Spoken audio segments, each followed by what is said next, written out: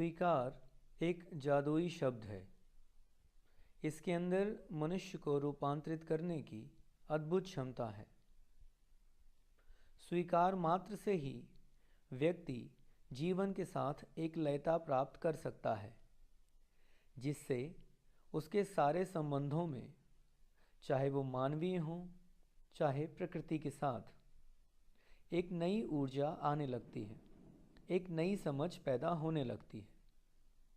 और सबसे बढ़कर स्वीकार एक ऐसी तृप्ति प्रदान करता है जिसमें डूबने की उत्कंठा हर एक मनुष्य में मौजूद है। स्वीकार शब्द बड़ा साधारण सा प्रतीत होता है,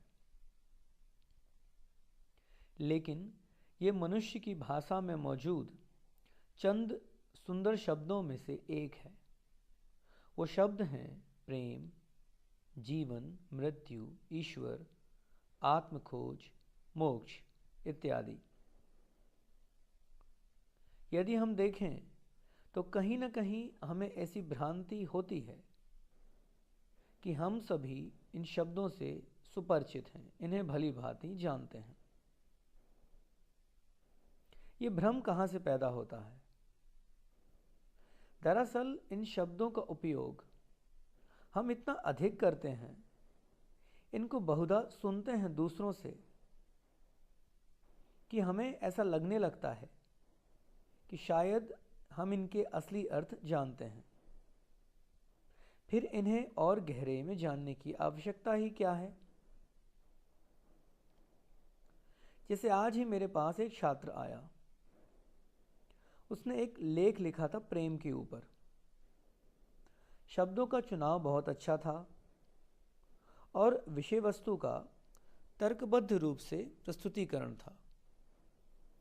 उसको पढ़ने के बाद बच्चे ने मुझसे मेरी राय मांगी लेख के बारे में।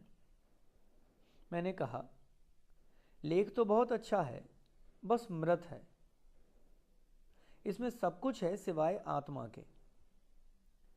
जैसे मृत शरीर को अच्छे से सजा दिया गया हो, या फिर एक प्लास्टिक के फूल पर इत्र डाल दी गई हो, ऊपर से कृत्रिम सुगंध पैदा कर दी गई हो। लेख में लेखक के अनुभवों से कुछ भी नहीं आया था। लेखक के अनुभवों की सुगंध नहीं थी उसमें, दूसरों की पुस्तकीय ज्ञान की इत्र उसने अपने लेख रूपी फूल पे डाल दी थी। ऐसे ही हम भी प्रेम, जीवन, मृत्यु, परमात्मा, इन सारे शब्दों का उपयोग करते रहते हैं, इनका बिना अनुभव किए। स्वीकार शब्द भी उनमें से एक है। आइए हम स्वीकार को जानने का प्रयास करते हैं। सावधानी पूर्वक इसमें प्रवेश करते हैं। स्वीकार को सीधे सीधे ना जानकर हम एक काम करते हैं कि इसका जो विपरीत ध्रुव है, अस्वीकार, वहां से शुरू करते हैं। क्योंकि हम ज़्यादातर अस्वीकार में ही जीते हैं, तो इसे समझना हमारे लिए सरल होगा। अंग्रेजी के एक लेखक हैं,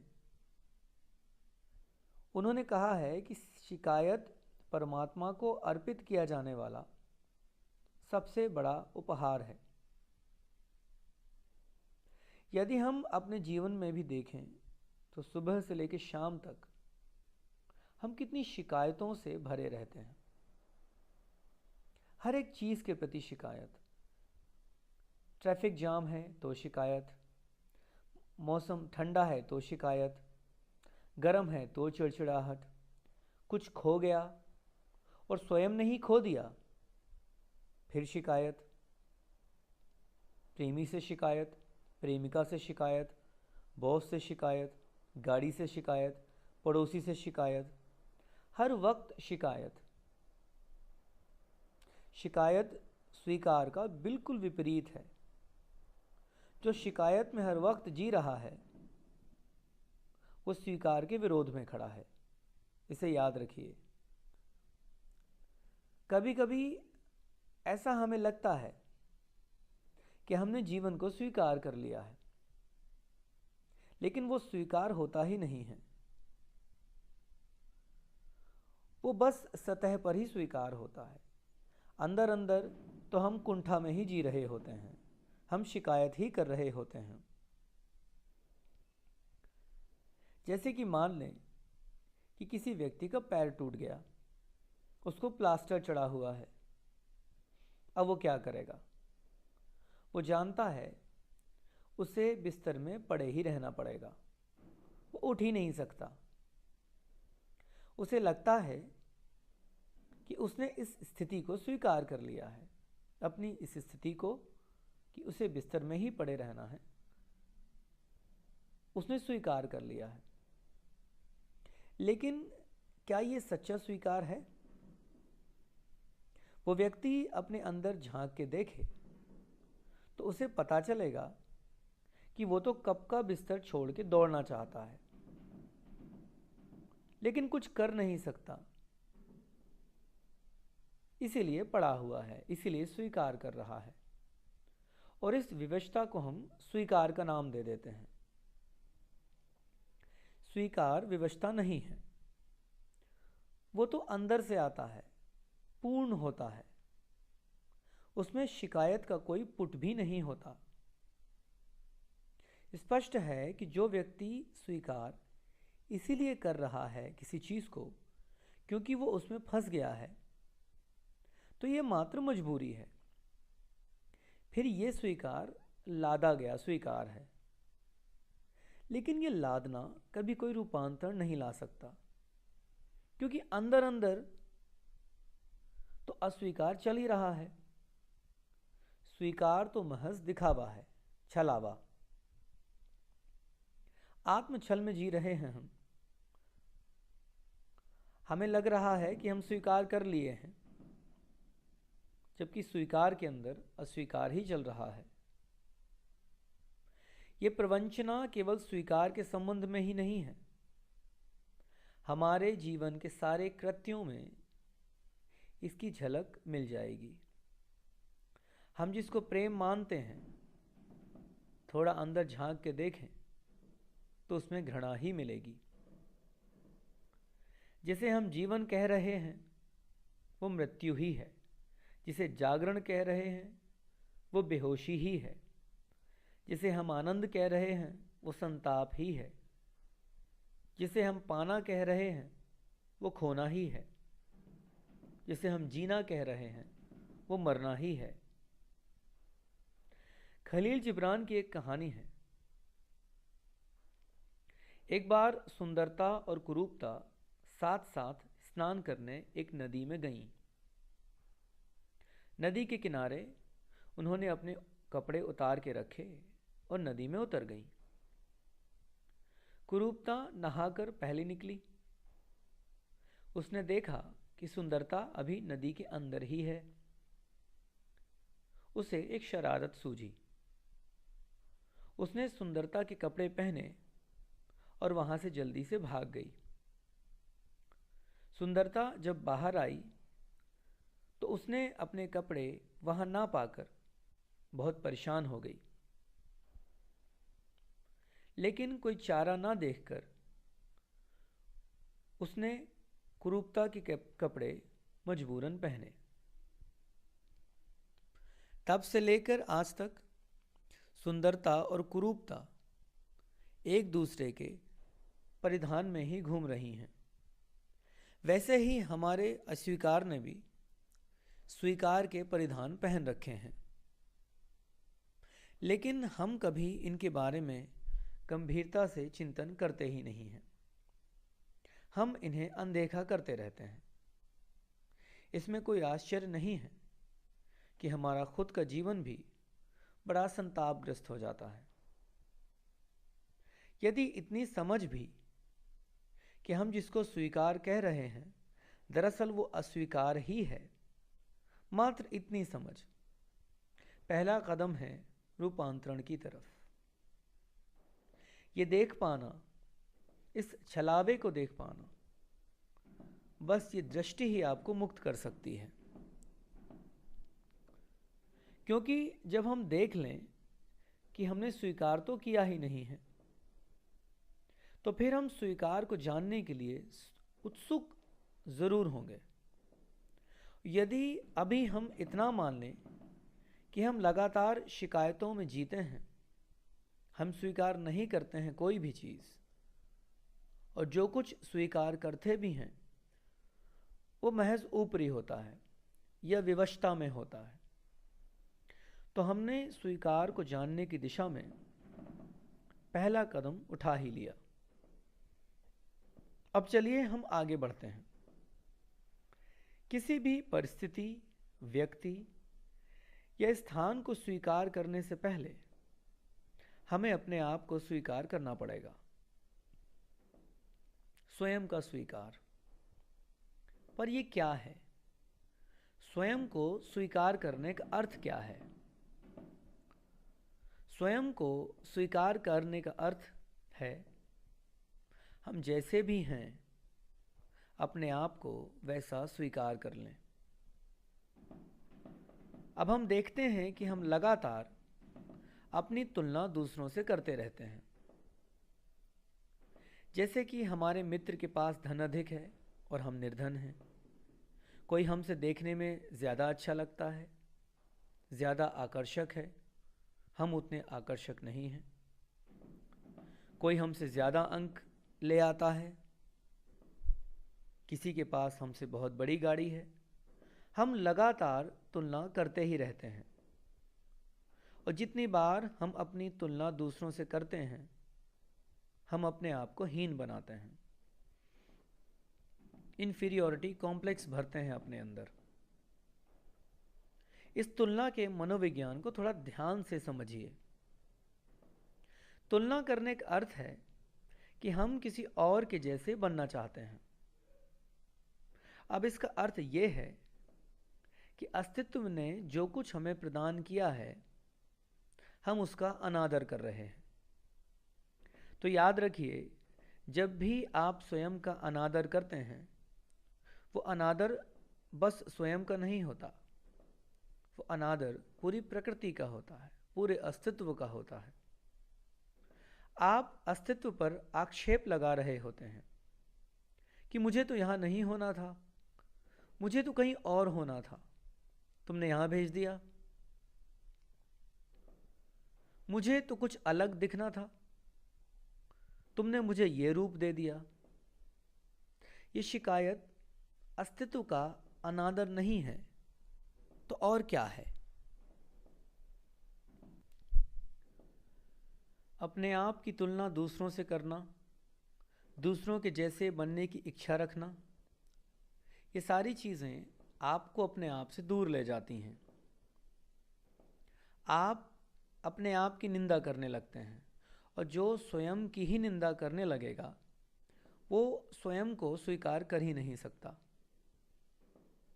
जो स्वयं की आलोचना करेगा उन बातों के लिए जो बिल्कुल बाहरी हैं, जो बिल्कुल महत्वहीन हैं, वो स्वयं का स्वीकार नहीं कर सकता।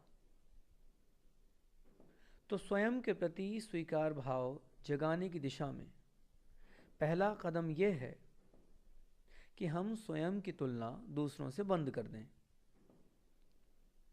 हमें बचपन से कई अजीब सी चीज़ें सिखाई गई हैं।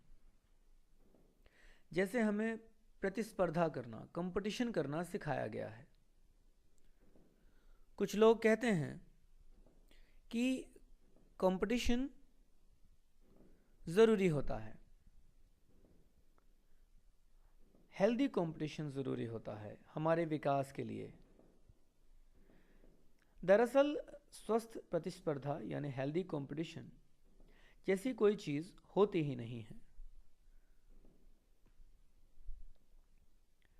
प्रतिस्पर्धा का अर्थ ही है किसी को हराना, किसी से आगे बढ़ने की कोशिश करना। जब आप लगातार किसी से आगे बढ़ने की कोशिश कर रहे हैं तो आप एक तनाव में जिएंगे। आप विश्राम में नहीं जी सकते, क्योंकि लगातार आपको भागना होगा। आप रुकेंगे कैसे? जैसे ही रुके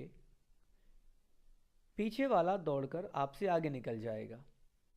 तो एक जद्दोजहद, एक लड़ाई पूरे वक्त आपके अंदर चलती रहेगी। आप भागते रहेंगे, और जो लगातार भाग ही रहा हो वो कभी स्वस्थ नहीं हो सकता। स्वस्थ होने के लिए शांत होना, विश्राम में होना बहुत ज़रूरी है। किसी से बेहतर बनने की लालसा, किसी से आगे निकलने का सपना, ये सब बीमारियां हैं। जब आप अपने आप को इन बीमारियों का शिकार बना रहे हैं और आप जब बीमार हो ही गए, तो फिर आप अपने आप को स्वीकार नहीं कर सकेंगे। प्रतिस्पर्धा अपने आप में ही रुग्णता है। इसका निदान है तुलना को छोड़ देना।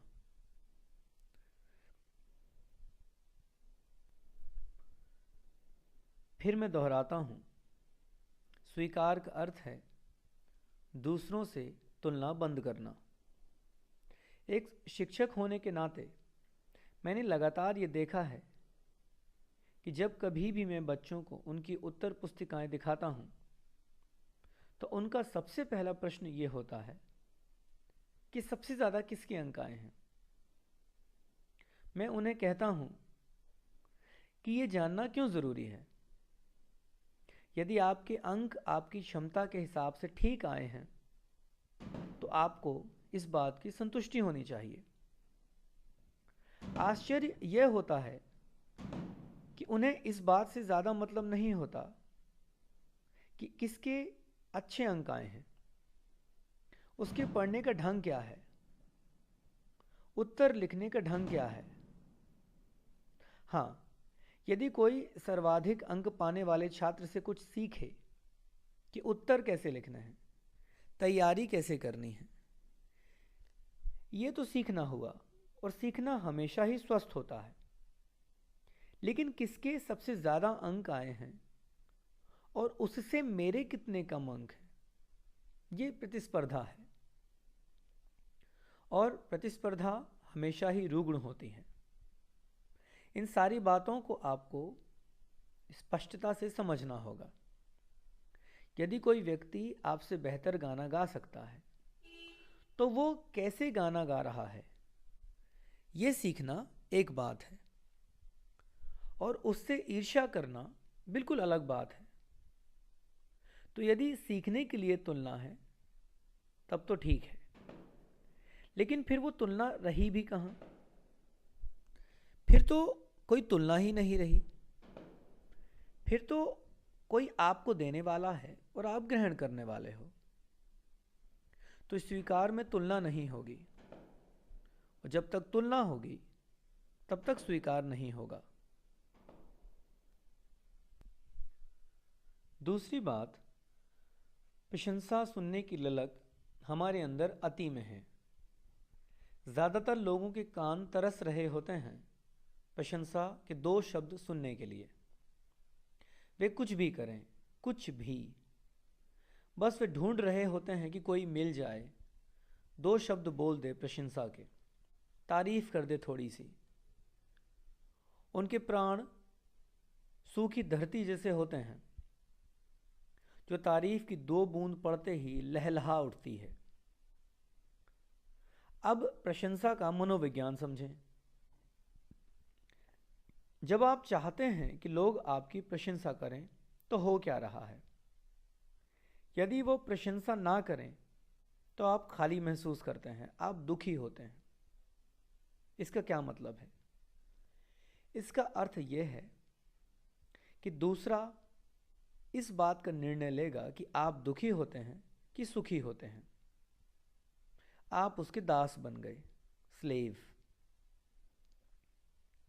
इस तरह से आप दूसरे के हाथ की कठपुतली बन जाते हैं। जैसे वो नचाएगा, आप नाचेंगे। याद रखिए, गुलाम कभी खुश नहीं होते। तो दूसरों से प्रशंसा पाने का भाव एक बहुत ही बड़ी बीमारी है, जो बड़ी व्यापक है। इसके जीवाणु हर जगह मौजूद हैं।